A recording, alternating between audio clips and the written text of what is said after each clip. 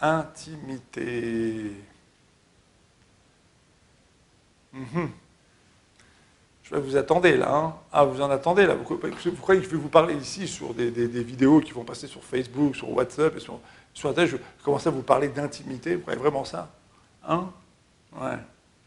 C'est vrai qu'aujourd'hui, on étale tout, on dit tout, on parle de tout, n'importe comment et tout, etc. Ah, j'ai l'intimité. Ah, l'intimité, il va nous dire quelque chose sur l'intimité. Je ne vais rien vous dire du tout. Et c'est justement ce que j'ai à vous dire. C'est que je ne vais rien vous dire du tout. Parce que finalement, tout ce qui est jeté en pâture aujourd'hui sur l'intimité, et encore, je suis poli, je ne parle pas du reste, d'accord? Tout ce qui est jeté en pâture aux gens, en vérité, les plonge dans une erreur cardinale, une erreur fondamentale. D'accord? Il y a un grand psychanalyste français qui s'appelait Jacques Lacan, qui disait « Il n'y a pas de rapport sexuel ». C'est-à-dire, le rapport de l'intimité n'est pas que sexuel, c'est autre chose. Il se passe toute une série de choses entre le mari et la femme, c'est des milliers de rapports, et qui s'inscrivent aussi dans cette intimité. Dans la Gemara, dans le Talmud, il y a 17 siècles, nous disons que le rapport entre l'homme et la femme, c'est une sikha. Alors sikha, c'est une discussion, c'est une prière, ça peut être une prière aussi, d'accord?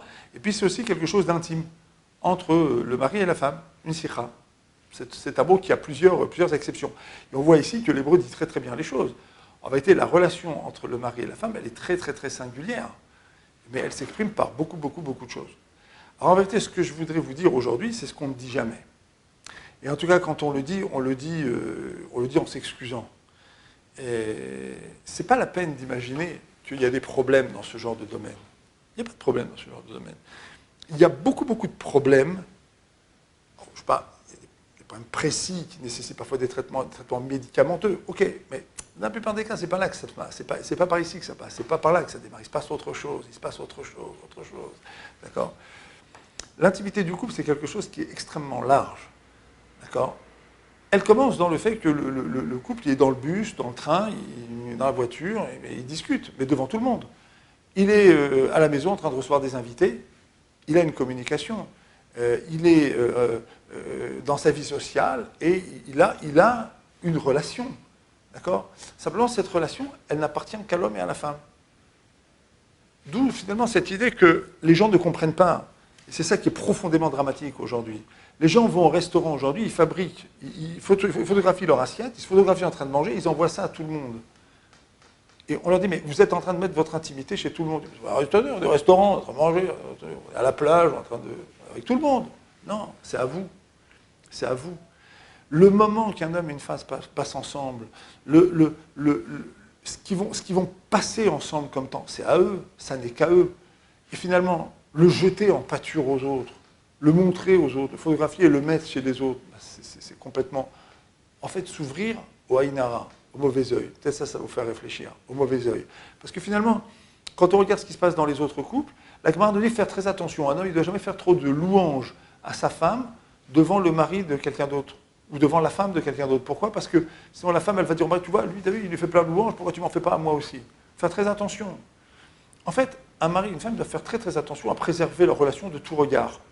Parce qu'après, il y a des commentaires. Et ces commentaires, ils se portent toujours sur la phase la plus visible des choses. Et bien ça, c'est l'essence du haïnara et du mauvais œil.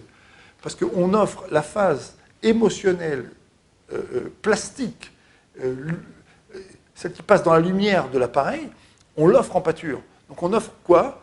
La luminosité, la matérialité de la chose, mais pas ce qui se passe derrière. Donc les gens ne regardent que la luminosité ou ce qui se passe au niveau matériel. Bah, le regard matériel sur du matériel, c'est ce qu'on appelle le haïnara. C'est ça le haïnara, c'est ça le mauvais œil.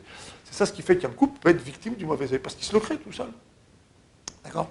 Et donc en vérité, après le couple, bah, il devient un couple qui est en danger. Tout simplement parce qu'il a jeté son intimité. Son intimité, vous avez compris maintenant que c'est quelque chose qui commence très très très très loin de ce qu'on est convenu d'appeler l'intimité. Et bien, simplement, il a mis ça à l'extérieur. Et donc, en vérité, sur 90% de son territoire d'existence, d'accord, la vie à la maison, la vie en famille, les sorties et autres, etc., le travail, ben finalement, il y a toutes sortes de gens qui sont là, et puis qui peuvent rentrer, qui peuvent regarder, qui peuvent admirer, qui peuvent reluquer, et qui peuvent dire, ben voilà, on a des choses à dire. Et ça, c'est foncièrement une des choses les plus tragiques de notre époque concernant les couples. Préservez-vous. Préservez-vous. Ce qui est à vous, vous n'êtes pas obligé de le photographier. Et ce que vous photographiez, vous n'êtes pas obligé de le montrer à tout le monde. Et ce que vous avez montré, vous n'êtes pas obligé de le mettre en pâture, sur Internet ou autre, etc. On prend des photos pour immortaliser les bons moments, mais il y a des forums. Comme il y a un forum pour parler d'intimité, il y a des forums pour montrer ce qu'on a fait quand on était ensemble, il y a des forums pour parler de ce qu'on a fait quand on est parti en vacances ou quand on est au restaurant ou quand on travaille, il y a des forums. Pour tout, il y a des forums. Voilà, c'est fondamental. Dans le judaïsme, dans la Torah, il n'y a aucun tabou, jamais, aucun, dans rien, mais il y a des forums. Et ça, c'est important. C'est comme ça qu'il faut le déterminer. Il faut savoir où placer le curseur. Vous voyez, c'est-à-dire placer le curseur. Où est-ce que oui, où est-ce que non. Voilà. Et bien, quand il s'agit du couple, le non, il vient très très vite. On ne montre rien. D'accord? On montre un certain nombre de choses à un certain nombre de gens dans certaines occasions. Voilà. Après, c'est une science qui doit devenir une science exacte, de manière à ne pas s'exposer et à ne pas se mettre en danger. À très bientôt.